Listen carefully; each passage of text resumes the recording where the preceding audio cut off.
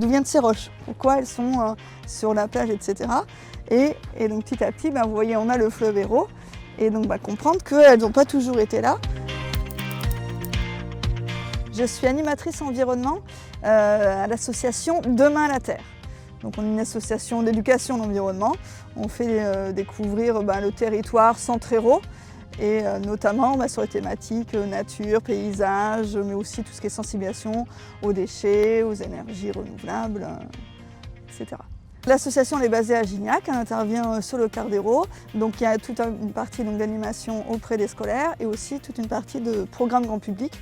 Donc on organise sur l'année des balades, nature, des visites de sites, des rencontres de producteurs, des ateliers un peu plus concrets pour parler du développement durable.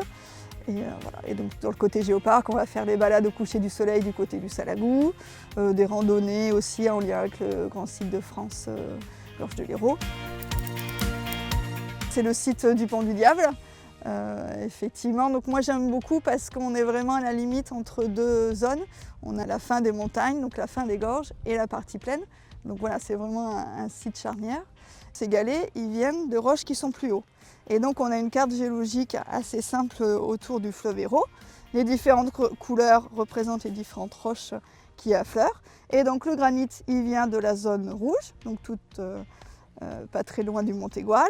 La zone de schiste, c'est la zone rose. Tout le bleu, c'est le calcaire. Et nous, où est-ce qu'on se situe?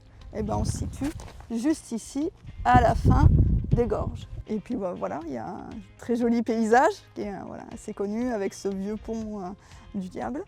Et c'est un endroit donc, où j'emmène beaucoup les scolaires. Voilà, on fait des animations avec les scolaires, notamment en partenariat avec la grotte de Clamousse. L'intérêt du géoparc et donc de ce label UNESCO, c'est déjà de montrer qu'il y a autre chose que le littoral dans l'Hérault. Et puis d'interpeller, d'attirer le regard des visiteurs sur ce qu'il y a autour d'eux, notamment les randonneurs. Voilà, c'est vraiment une façon de se dire, mais au fait, regardez quelles sont les couleurs des roches autour de vous, regardez un petit peu plus ce qui se passe. Voilà. Donc c'est éveiller la curiosité. Et donc voilà, quand il y a un label, etc., les gens se questionnent un peu plus. Puis aussi, le géoparc, c'est important pour préserver les sites.